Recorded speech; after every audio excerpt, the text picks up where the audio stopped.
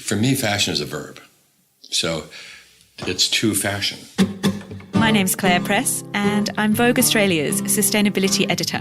You're listening to Wardrobe Crisis. I just think it's curiosity at the core of it. I just really want to know the answer to things. You talk about revolution in 68. No, we make the revolution before. Can we just go back to making really beautiful clothes with a soul and minimize the waste and think a little before we make things and bring back the value? Provided you wake up every morning and you're aware of the fact that your wardrobe is in the fashion supply chain, then you're a fashion decision maker. Join me every week as we talk ethics, sustainability, and the business and madness of fashion. From who made your clothes to how they impact on the environment to the politics of personal style. My parents feel that this is a waste of time. I tell them go away 'cause everything is just fine. How are you doing with all this gloomy environmental news? Last week's episode on Extinction Rebellion was definitely confronting. Hope you'll forgive me. This one I'm seeing as the antidote. It's all about climate hope and how we can feel more courageous and positive about our own activism. I just wrote a story that ran in British Vogue about climate anxiety and how to beat it. And we'll share a link. But I basically wrote, look, sometimes I cry about the koalas. Mostly, though, I'm too busy doing to allow the existential crisis to take hold. It's normal to feel fear, frustration, anger and sadness in the face of the climate crisis. But there are ways to transform those emotions into eco-activism. Now, I recorded this show a few weeks ago before I left for London. And at that time, which was still spring here in Australia, there were fires raging in New South Wales and Queensland. And around the same time, there were headlines full of stories about fires in the Amazon. But it doesn't matter if it was then or now, extreme weather stories are always everywhere. It seems like they're coming more often and more severely, whether it's droughts or hurricanes or floods. And then there's all the other scary stuff. The IPCC reports about species loss and catastrophic warming. All the stuff around how our food system is insecure in a warming world. The question is, how do you deal with it all? There's so much to worry about when it comes to the environment. Now, I myself do struggle with this, although you'd never know it to read my Instagram feed. I'm at Mrs. Press, by the way. But if you look at me on there or you listen to me being perky and full of hope about activism, you'd never know that sometimes I'm really freaking out about what's going on in the natural world too. But the thing is, we know that harping on about that doesn't work. It doesn't bring people with us. Show someone a starving polar bear and see if it motivates them. No. What motivates us is stories of people making a difference, getting on with it and showing what can be done.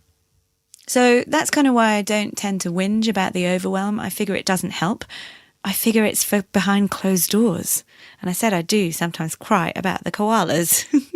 I definitely cry about the forests. In fact, the other day I was coming home and our neighbour has this amazing magnolia tree in its front garden and someone had bashed it in with a van by mistake. And I went there and bashed on the door and started freaking out going, what have you done to this magnolia tree? To me, it was like this metaphor for nature and for what's happening with our forests. And this guy looked at me like I was bananas. But then I came home and cried at my husband about someone else's tree. And he said to me, seriously, wife, calm down. You can't rescue every tree and it's not even your tree. Anyway, I share that with you to show that I'm also only human and sometimes this stuff does get everyone down. A while ago, I did post on Instagram about feeling blue at the state of the world, and I was surprised how many comments it got. You told me you feel the same. You shared your frustrations at government inactions and companies making things worse, but you also shared your tactics for beating it, these environmental blues.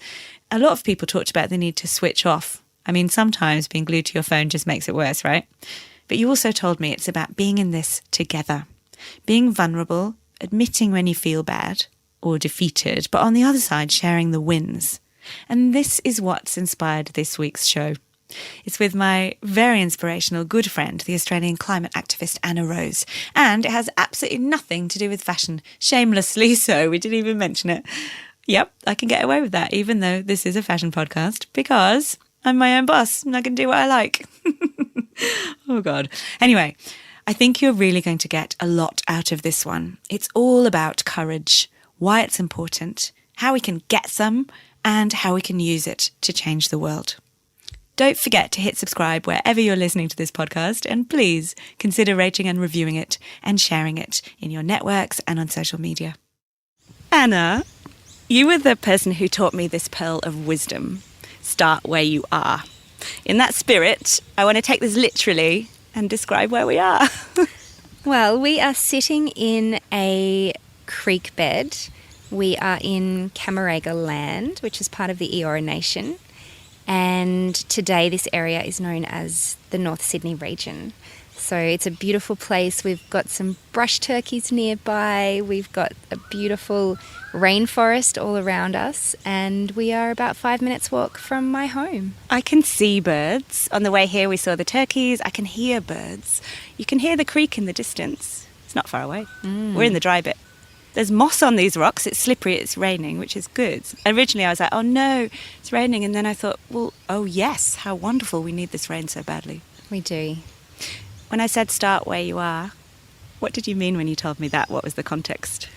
That is my advice for many people who say, what can I do on climate change? Because it's such a massive challenge, and figuring out where you can make the best impact can feel like a daunting task.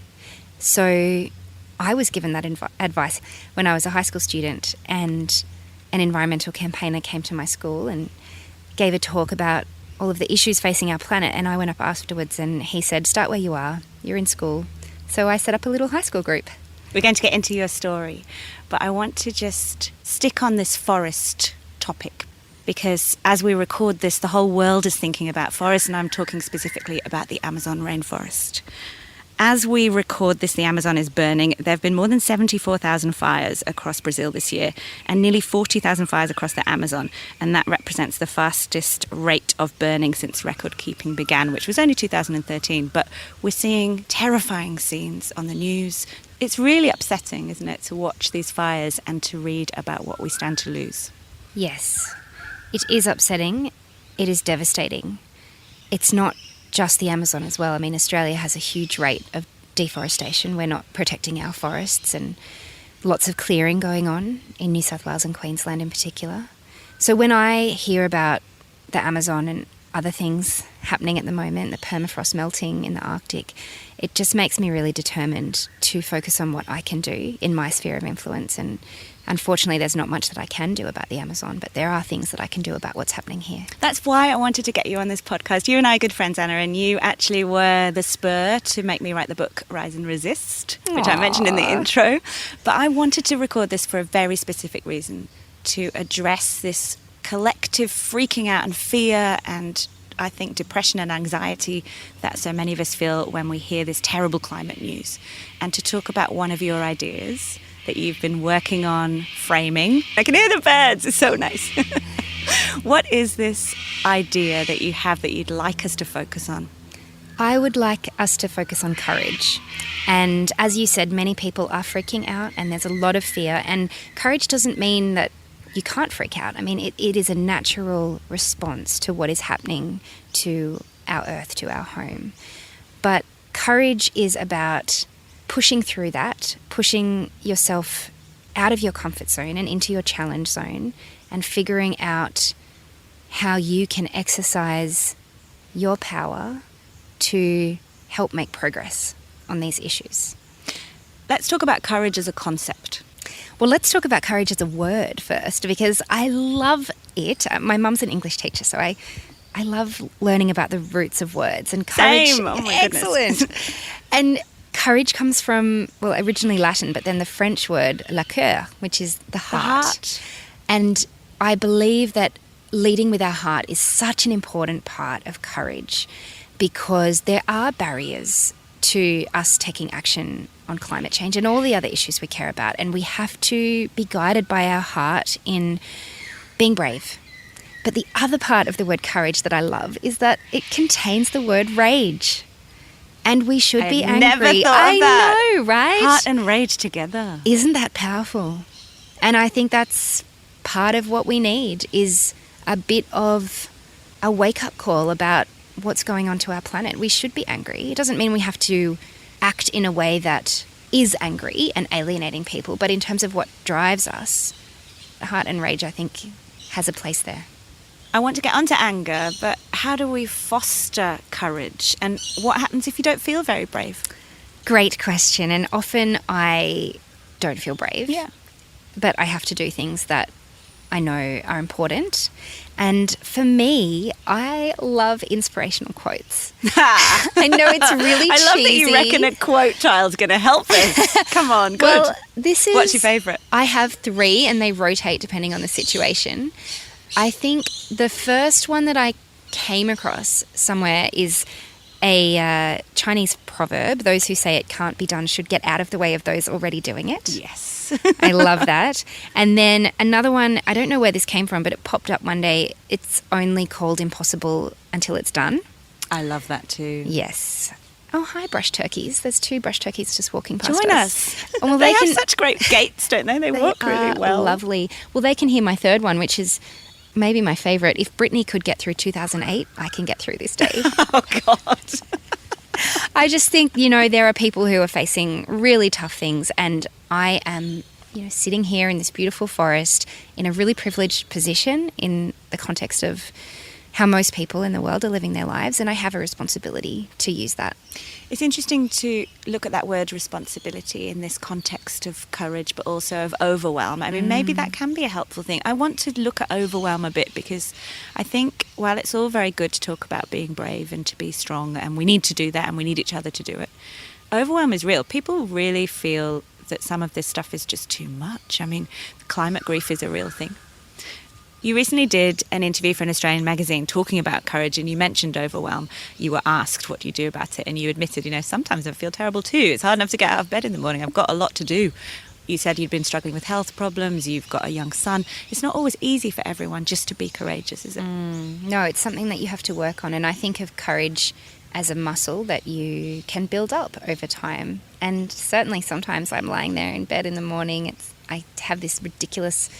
I wake up at 5:30 most days. I have tried everything, but I just can't. I think it's the 5th generation dairy farmer thing in my family. It's genetic. As soon as I wake up, I am hit with everything that I need to do just in my head popping up. So it is a choice. It is a choice that we make every day to not just get out of bed, but use our abilities and our networks and our influence and our unique skills and talents to try and make the world a better place. We all have a different capacity to do that. I am really lucky where I'm in a position where I can focus on this work full time. Not everyone can. That's okay. You don't have to. You might have an hour a day. You might have an hour a week. You might have a few hours on a weekend. But making that choice to at least dedicate some of your time to tackling the climate crisis is an incredibly important thing to do. And I would add to that, find your people. You mentioned how quotes can inspire us. Anna, you inspire me, but also all the other people that build this movement together. I feel that once you realise you're not alone and that you're part of this movement, that in itself is such a spur, isn't it? This is the biggest global movement in history. There's an amazing writer and thinker, Paul Hawken, who did a project a few years ago where he realised no one had counted the number of organisations working on environmental justice and social justice too. And so he worked with a group of people to do an inventory, and he found that there were so many, it was over 1 million organisations in every country on earth, in every place on earth, people coming together to be part of the solution. Much bigger than the civil rights movement, much bigger than the anti-slavery movement, much bigger than women getting the vote, any of those previous global movements that you might think about. In terms of sheer numbers, this is the biggest. And actually, there's flies now, but flies are also welcome in this ecosystem, of course. Of course. Just Hello, maybe stop flies. buzzing near the mic. No, hello, welcome. It's so important for us to remember that all of the bad news, of course, we need to hear it, and it's jolting and it's terrifying. But the way that our news networks work is they don't tell us the good news stories, because we live in a shock and awe cycle. Yes. What's going to get clicks? Hawkins shares all these wonderful, inspiring stories. They just don't make news headlines. Things like, I can't think, what do you... Well, renewable energy-powered microgrids, feeding algae to cattle to massively reduce methane emissions, sustainable buildings, solar panels on schools, community gardens. There are so many positive solutions out there that people are working on every day. And when we're looking at fostering courage and making ourselves feel like it's possible to get up and do this work in the morning. We do need to hear those stories of success too. We do. And most of the content out there in the media about climate change, it is about the problem.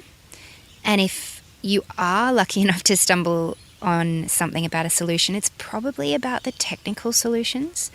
And what interests me is the human side of it and what motivates people and groups to come together and decide to be part of solving it. And that's what I love to focus on. Positive stories are one of the ways that we can deal with the overwhelm. But I want to ask you personally, Anna, how do you deal with that? You mentioned that you feel the same way. It's a human thing to feel that everything isn't possible sometimes. How do you deal with climate anxiety in particular and what's now become known as climate grief? You know, when we're talking about those terrifying headlines, 12 years to act, or less than 12, 11 years to act, the sixth mass extinction. I mean, for me, that species loss issue is heartbreaking. That's the one that gets me crying. For me, hope is a strategic decision. I decided I've been working on this since I was a kid. I probably decided 15 years ago that yes, there were awful things happening and that they probably would be for a long time, but I was going to choose to believe that it's not too late, because we have a non-linear climate system and we have a non-linear political system. So it is just not accurate to say definitively that it is too late. What do you mean by non-linear? Linear change is like incremental change, where A leads to B leads to C. In our climate, we have feedback mechanisms, which are scary, but the Earth also has an amazing ability to heal itself. So we can't say it is too late. Scientists still have hope in many areas that if we can change the policy settings, plant more trees, stop burning fossil fuels, protect our soils so they can absorb carbon, look after our oceans, redesign the way that we live to reduce the huge amounts of carbon pollution going into our atmosphere, then Earth has an amazing ability to regenerate. But then politics is also non-linear, and we see that around the world. I mean, some of the outcomes we've seen in America, in the UK, in Europe, things in are Brazil. happening absolutely that no one predicted, and that conventional political scientists said this would never happen. Many very unpredictable things have happened, but that means that they can go the other way as well. And we've seen that throughout history in every country. We can have immense changes in a very short period of time, especially if there are social movements of people making it impossible for the status quo to continue. So that's why I think hope is a strategic decision. No one's going to join a movement that has no hope. You also told me that you were the origins of this quote that I often throw out on stage while admitting that I don't know exactly where it came from empirically. But you said to me, about 9%, is there about 9, maybe it's about 10% of people that you talk to about the perils of our impending climate crisis will say, let me join that movement. Most of them are running those movements. But the other 90% is basically saying, no. If you hurl all that misery at me, I'm just going to carry on regardless, doing what I'm doing. I refuse to take it on. You need to give them hope. Yes, hope is a really important part of any social movement. Why would people make sacrifices, push themselves out of their comfort zone, get up an hour earlier to, write that email to your politician that you've been meaning to, if you don't believe it can change something? And any of your listeners who are behavioural psychologists will be able to confirm this, that no one wants another problem except an activist. I have one more thing to say about climate anxiety, which is that I often think about this quote from the Indian ecofeminist Vandana Shiva. Oh, so much amazing work she's done. If listeners would like to listen back to shows that we've made about cotton, and I'll refer you to the episode with Catherine Hamnett and also the episode we did with the Sustainable Angle, and we'll share some links. Amazing. Well, Vandana Shiva says, I do not allow myself to be overcome by hopelessness, no matter how tough the situation. I believe that if you just do your little bit without thinking of the bigness of what you stand against, if you turn to the enlargement of your own capacities, just that itself creates new potential.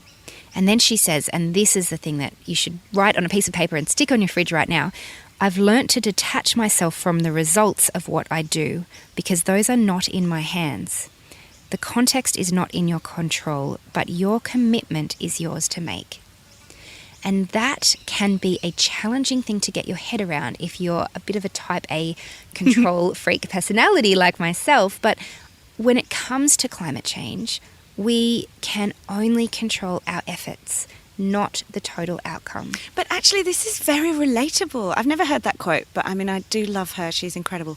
But that is a very relatable thing. If you think about how we try to grow as humans in our relationships, one of the things that you learn as you get older is you can't control how other people react. You can only control how you behave. Yes. And that is something that when you're a kid, you don't understand it. But that's the getting of my wisdom, just understanding that actually I can't control how you behave, but I can control how I react and how I behave. Yes.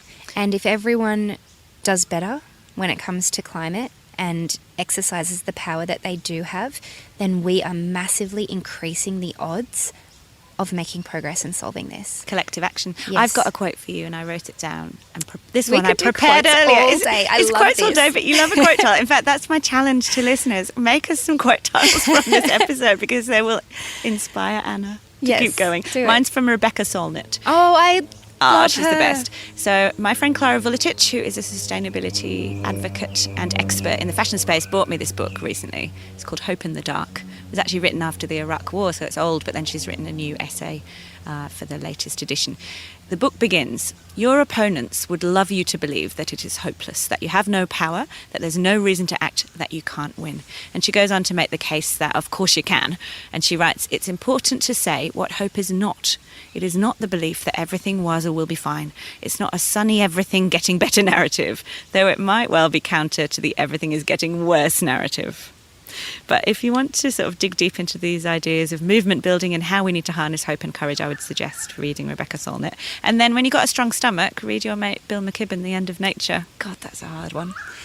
I love both of those books. I love the Rebecca Solnit book. I think it should be a critical text for anyone who's thinking about social change. The other thing about Bill is, this is potentially not the most inspiring quote, but he does say, look, the odds are against us. Damn it! But as morally awake people, we must do everything that we can to change those odds. Bill should not have called his book The End of Nature. It haunts me.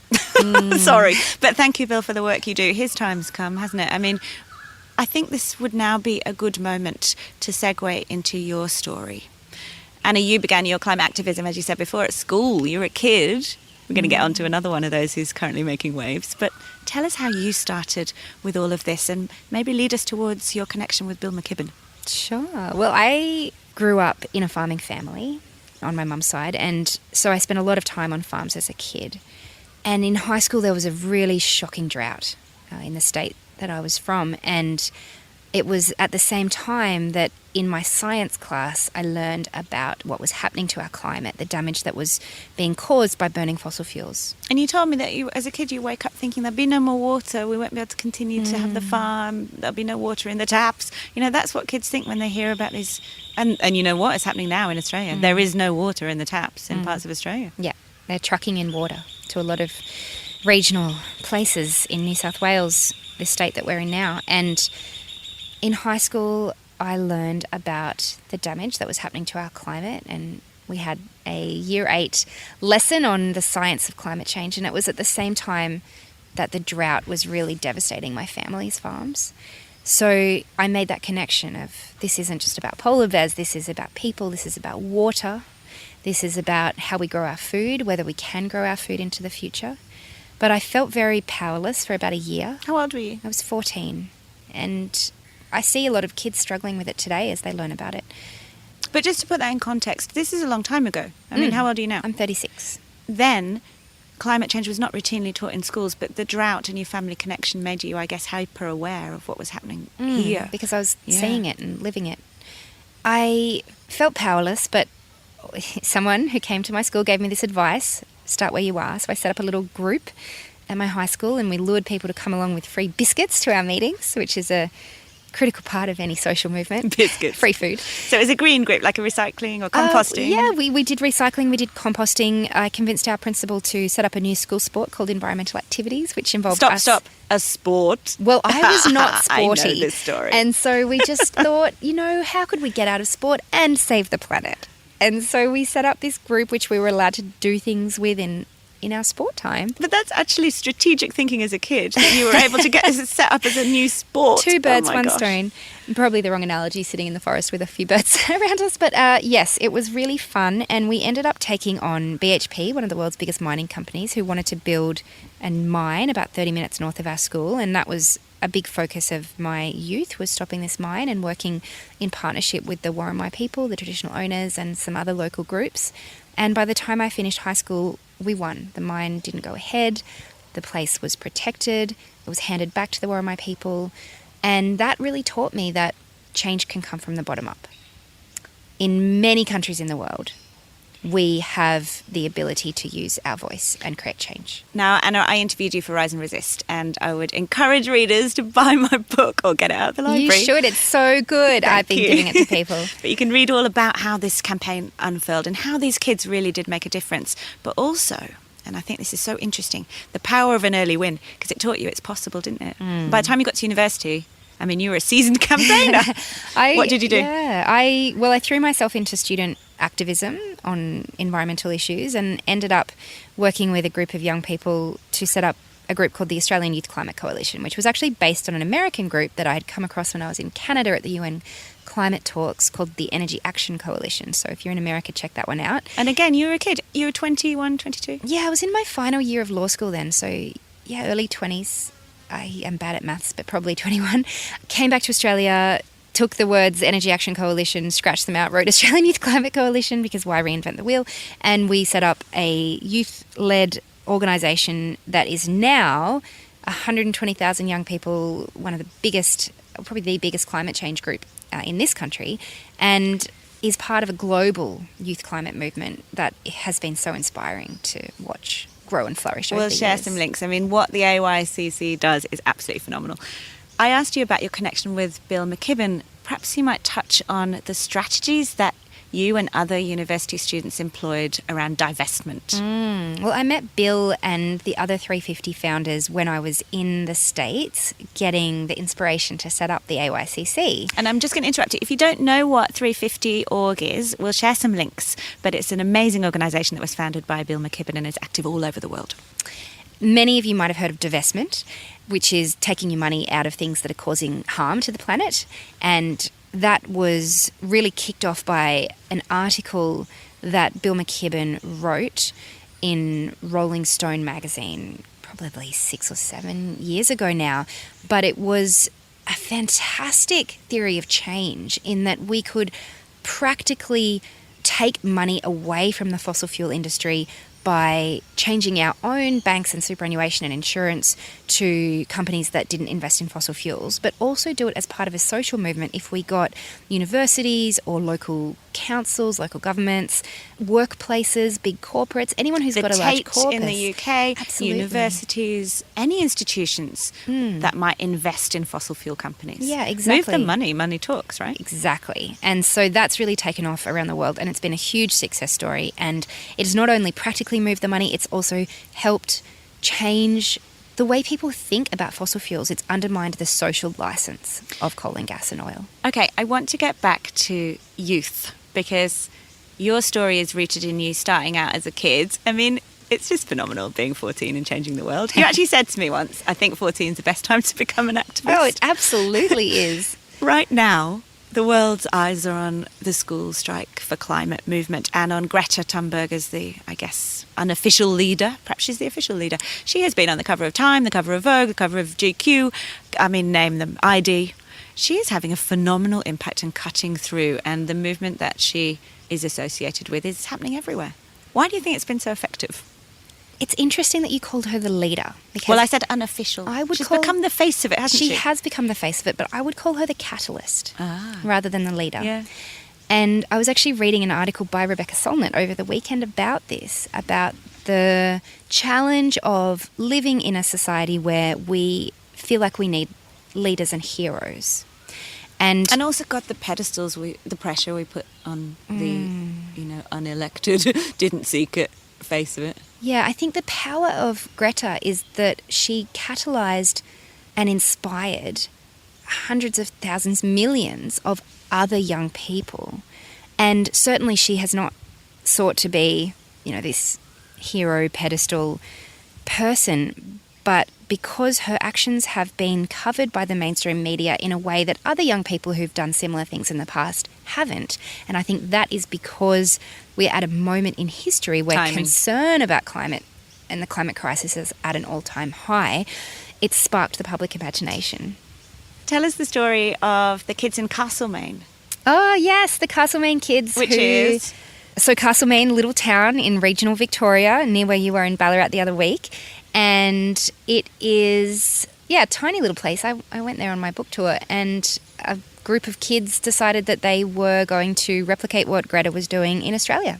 And that was the origins of the Australian school strikes, which have been making waves here. One of the most lovely images of hope that I recall seeing in recent months was of the school strike kids from Castlemaine, but they'd all gone to launch the campaign and they were jumping up and down on the steps of the Victorian Parliament. And just seeing these kids, like 11 years old, 12 years old, jumping up in the air, exuberant, full of hope, with a message. You can't ignore it. There's something very powerful about a young person who we, as jaded old adults, attach the idea of innocence to, taking on these big issues and doing it with a smile. You can't say no. Although Scott Morrison, our Prime Minister, does say no. He says, less activism, more school. But there's something, isn't there, about the power of the kids? Yeah, it's a moral power, a moral clarity, a strong voice.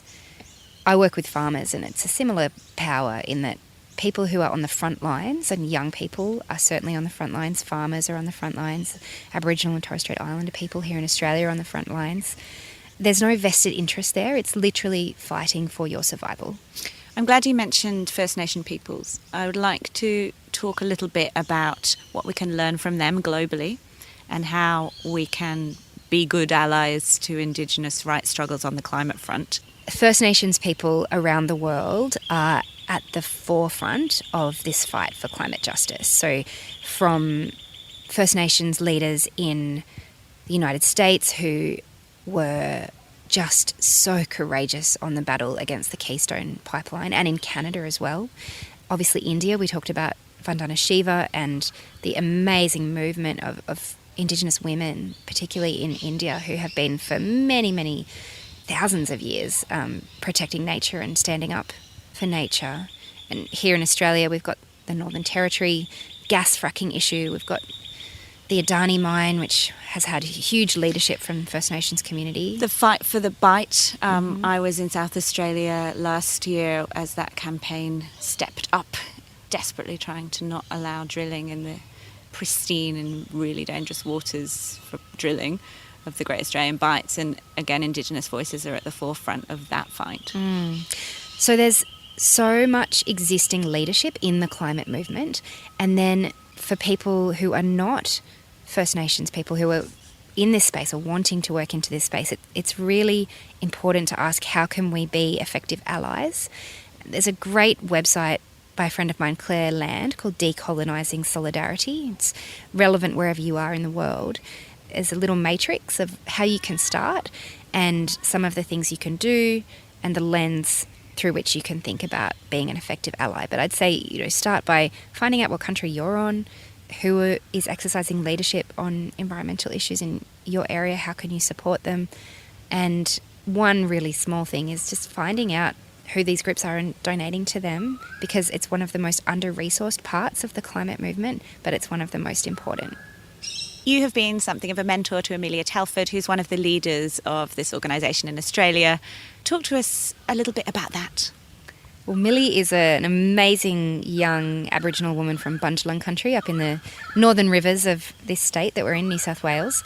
And I met her when she was in high school. I went to her school. I had heard about the amazing work that she was doing. You were like that Wilderness Society person that came to your school. Well, I ended up doing a lot of school talks because it had been so important for me as a young person to have someone come to my school. I thought, well, I've got to pay that back. And so I've probably done over 400 school talks. SEED is Australia's youth Aboriginal and Torres Strait Islander climate justice organisation. So it mobilises young First Nations people across Australia to be part of the climate solution and to support them as they stand up for climate justice and fight coal and gas projects on their land. And it's a really amazing example to everyone in the climate movement around the world, because obviously First Nations people are dealing with so much intergenerational trauma and grief and structural barriers, at every level, economic barriers, political barriers. Yet you have this incredible courage and leadership being shown. And of course in the Pacific. Incredible leadership happening from particularly a group called the Pacific Climate Warriors. Everyone should check them out. They have been supported by 350.org as well, that we spoke about earlier. But for these Pacific Islands, this is a matter of life or death. This isn't just, is wine going to get more expensive because it's harder to grow grapes in Australia? It's, we will not have a place to live. So, yeah, that's the kind of thing that keeps me up at night and that makes this fight so urgent. The darkest time comes just before the dawn, and we have to keep going. Comes back to hope being a strategic decision. Now is certainly not the time to give up. Now is the time to ramp up. And in all of these political situations where we have leaders who do not, seem to be caring at all about our planet, we have one silver lining, which is it's usually at times like these where movements get turbocharged and more people get involved and they realise, oh, I thought things maybe were going to be okay without me getting involved, but they're not, and so it's time to step things up. There is a framework that you might find useful if you're struggling with where to start, and it's a framework that came about through a process that the Climate Action Network Australia did a few years ago. The 5 areas where you can think about making an impact is 1, building a movement. So what groups can you get involved in? How can you exercise power as part of a collective? 2nd, change the story. We need to get people thinking about climate change by incorporating it to things that people care about in their everyday life. Fashion. We haven't even mentioned fashion as a fashion podcast. Yeah, we haven't. Yep. 3. 3 is shift the money. So we spoke about divestment, but how can you be part of shifting the money out of fossil fuels and into renewable energy? 4 is changing the politics, because that is the space where decisions are made about our emission reduction targets and how we're going to grow our food and build our cities and the transport systems we use and where our energy comes from. We cannot solve this without changing the politics. And 5 is about reducing the power of our opponents, which are those people who wake up every day and say, how can I make more money out of a system that creates climate change and makes this crisis worse? So that is the 5-point framework. And maybe you want to do a little bit in all of them, or maybe you just want to focus on one. Can I add a 6th? Yeah, sure, why not? Make some quote tiles. Thank you, Anna Rose. Love it. Oh, it's getting hard. My parents feel that I'm different and you. I tell them all that they are wrong because I love you. Thank you for listening to Wardrobe Crisis. To learn more about our guests and the issues that we've spoken about today, hop on over to my website, which is clairepress.com/podcast. You can get in touch there, and I really hope you will. I'd love to hear from you. And you can also find links to my social media. And finally, if you're enjoying the show, please head over to iTunes and subscribe. You know what they say, first in, best dressed. Subscribers are first to find out when there's a new episode, and it also helps other people discover Wardrobe Crisis, so I'd love your help with that, because the more people who switch on to ethical fashion, the better. Music is by Montaigne. She recorded this special acoustic version of Because I Love You, which is from her Glorious Heights album, especially for Wardrobe Crisis. How good is that? Thank you, Montaigne. Because I love you. My parents feel that this is a waste of time. I tell them we're okay. I won't admit that I am blind. My friends all feel that I'm carrying a still. I tell them all that they are wrong. Because I love you. Because I love you. Because I love you. Because I love you. Because I love you.